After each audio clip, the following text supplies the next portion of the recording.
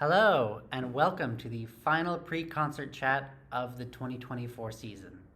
My name's Ryan Dakota Farris, and I'm so happy to welcome you to the pre-concert chat for our concert on Sunday, July 21st.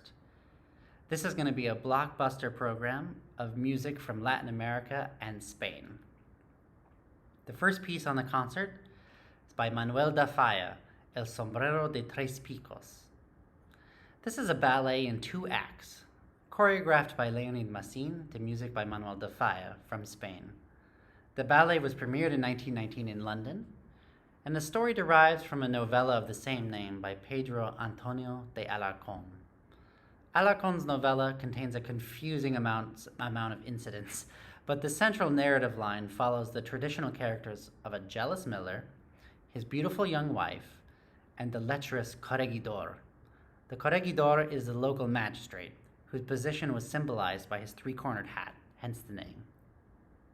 The oafish but persistent corregidor is thwarted at every turn, mistakenly arrested by his own constables, and he suffers the peasant justice of being tossed with a blanket in a finale of general merriment. Now, later on, da Falla extracted 2 suites from the ballet. You're going to be hearing the first suite tonight, which largely follows the music from the first act. This music from the ballet is as fun as the story. It combines traditional Spanish dances with orchestral writing that is some of the most colorful and masterful of the Spanish school.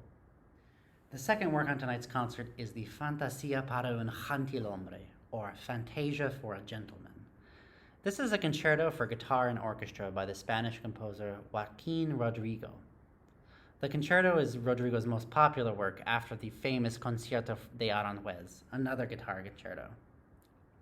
The 4 movements of this work are based on 6 short dances for solo guitar by the 17th century Spanish composer Gaspar Sanz.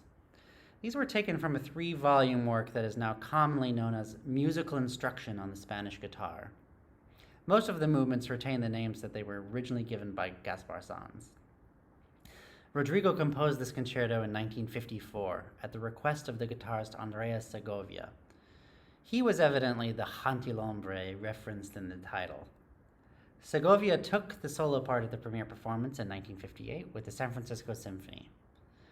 I recently had the privilege of conducting this work myself with a chamber orchestra here in Seattle. It is a lot of fun. It's based on these beautiful Baroque melodies, and I think it's going to really enchant you. Tonight's performance will be given by Pablo Sainz-Villegas, one of the world's foremost classical guitarists. I know that it's going to blow you away. The third work on tonight's concert is the 3 Latin American dances by Gabriela Elena Frank. Gabriela Elena Frank was born in Berkeley, California. Her father is of Lithuanian Jewish heritage, and her mother is Peruvian, although of Chinese descent. Her parents met when her father was a Peace Corps volunteer in Peru in the 1960s. Now, Frank's work often draws on her multicultural background, especially her mother's Peruvian heritage. In many of her compositions, she elicits the sounds of Latin American instruments, such as Peruvian pan flute or the charango guitar, although the works are typically scored for Western classical instruments and ensembles, such as the symphony orchestra and the string quartet. Here are some of Gabriela's own words about her composition. First movement, Introduction, Jungle Jaunt. This introductory scherzo opens in an unabashed tribute to the symphonic dances from West Side Story by Leonard Bernstein, before turning to harmonies and rhythms derived from various Pan-Amazonian dance forms. These jungle references are sped throughout so as to be largely hidden, while echoing the energy of the Argentinian composer Alberto Ginastera, who is long fascinated with indigenous Latin American cultures. Second movement, Highland Harawi. This movement is the heart of the Latin American dances and evokes the Andean Harawi, a melancholy adagio traditionally sung by a single bamboo quena flute so as to accompany a single dancer. As mountain music, the ambiance of mystery, vastness, and echo is evoked.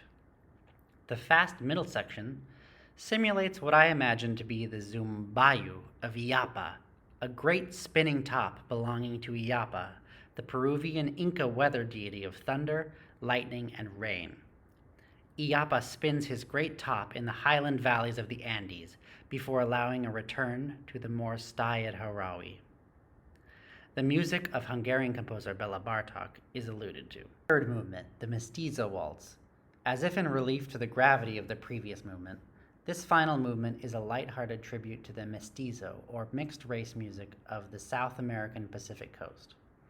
In particular, it evokes the romancero tradition of popular songs and dances that mix influences from indigenous Indian cultures, African slave cultures, and Western brass bands. Next on the program, we have two tangos by Astor Piazzolla.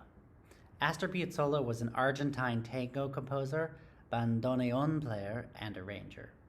Now, the bandoneon is a type of accordion particularly popular in Argentina and Uruguay. Piazzolla's works revolutionized the traditional tango into a new style that he termed nuevo tango, incorporating elements from jazz and from classical music. As a virtuoso bandoneonist, he regularly performed his own compositions with a variety of ensembles. He's often been described as the world's foremost composer of tango music. Now, both of these tangos are arranged for full orchestra by Fabio Michetti. The first tango is called Oblivion. It was famously featured in the 1984 Italian film Henry IV, directed by Marco Bellocchio. The song has been described as haunting and atmospheric, and is considered to be one of Piazzolla's most popular tangos. The second tango is entitled Primavera Porteña, meaning spring in Buenos Aires. This comes from his famous composition, The Four Seasons of Buenos Aires. The final work on tonight's concert is the Four Dances from Estancia by the Argentinian composer Alberto Ginastera, or Ginastera, as he would later pronounce his own name. Alberto Ginastera was one of the great stars of South American composers, noted for his patriotism, love for his homeland, and incorporation of native Argentinian folk music within his own works. The ballet Estancia was written only 3 years after he graduated from the conservatory. Its focus is on the life of the gauchos, or the tough cowboys, on one of the estancias, or cattle ranches in the Pampa. Ginastera had the following to say: "Whenever I have crossed the Pampa or lived in it for a long time, my spirit felt itself inundated by changing impressions, now joyful, now melancholy, some full of euphoria, and others replete with a profound tranquility, produced by its limitless immensity and by the transformation that the countryside undergoes in the course of a day." The full ballet Estancia was not performed until 1952, but the Estancia Suite, or the four dances extracted from the full score, premiered in 1943 in Buenos Aires and was an immediate success. The four dances are, number 1, Los Trabajadores Agrícolas, or the agricultural workers. This comes from the morning section of the ballet, which traces the life of a gaucho through an average day. The music, inspired by the folk dance Balamba, begins with driving brass, propelling heavily accented fast rhythms accompanied by timpani and violins. Toward the close, woodwinds dance insistently in a small episode before the malambo closes. The second movement, Danza del Trigo, or wheat dance, presents a gentle interlude, featuring an opening melody performed by flute. In the central section, violins soar in rhapsodic song before the opening is recalled, this time with the lush melody sung by solo violin until a soft conclusion. The third dance, Los Peones de Hacienda, or the Cattlemen. Ginastera takes us back to the brash first dance. Again, brass and timpani hold the spotlight in a syncopated dance, which maintains its aggressive nature until the close. Meters change continuously, lending a ragged propulsion and excitement. The fourth and final dance, Danza Final, final dance, finds us back to the malambo, now featured in a ferocious dance contest between the gauchos. As the contest develops, the music becomes increasingly complex in a series of episodes, which not only gain momentum, but also become louder as the constant eighth note demands roar to a brilliant climactic ending. Thank you again for joining me for this pre-concert chat. I hope you have enjoyed the pre-concert chats this season. It's been a pleasure being able to give them for you. I hope you enjoyed tonight's amazing final concert. Thank you very much.